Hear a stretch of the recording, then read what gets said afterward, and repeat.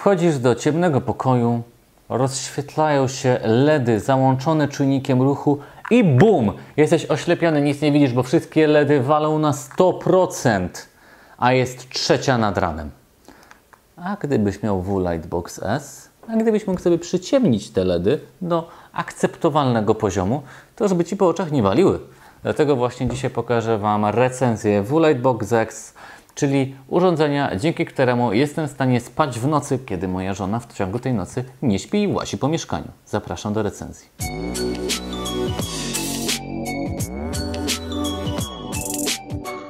Jest niewiele rzeczy, które nie irytują mojej żony w naszym smart mieszkaniu. Na przykład irytują ją lampki i żarówki, które się zapalają w losowych momentach i które aktualnie z jakiegoś powodu tam w górze zdecydowały się zapalać i rozjaśniać. Zapalać i rozjaśniać. Wy tego nie widzicie, ale ja mam trochę problem z koncentracją, jak mi tam coś miga w tle.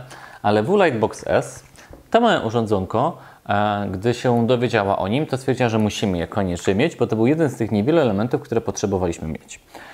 Jeżeli chodzi o to, po co ono jest. Ono jest wtedy, kiedy macie LEDy i te LEDy nie są smart. Ja swój dom zbudowałem, mieszkanie, umeblowałem, bardzo dużo LEDów, bo strasznie lubię LEDy i potem dopiero poznałem świat smart home i dowiedziałem się, że wszystkie moje LEDy są mało inteligentne, czyli głupie po prostu są i walą światłem na full jak tylko mogą.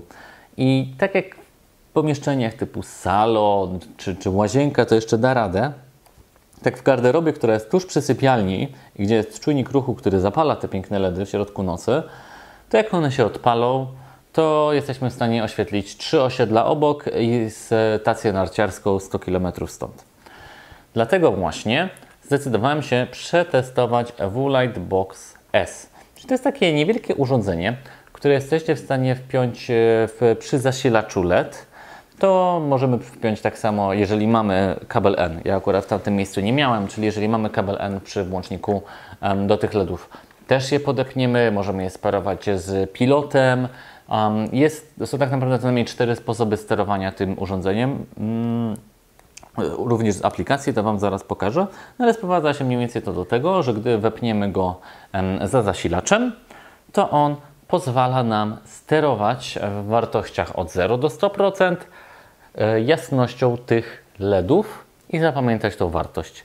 Dzięki czemu możemy sobie ustawić, że na przykład wieczorem LEDy mają się świecić wyłącznie na 50%, a już w nocy, powiedzmy, nie wiem, od 23 do 4 nad ranem tylko i wyłącznie 15%, czyli mają się tylko tak, nie wiem, lekko jarzyć, gdy wejdziemy, a nie mają nas kompletnie oślepiać.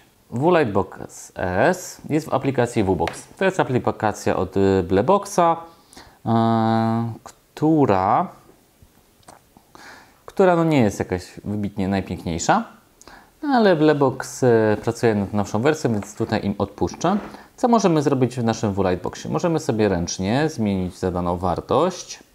Możemy także sobie wybrać jedną z 5 zadanych, co 25%, 100, 75, 50, to jest ta, którą ja miałem.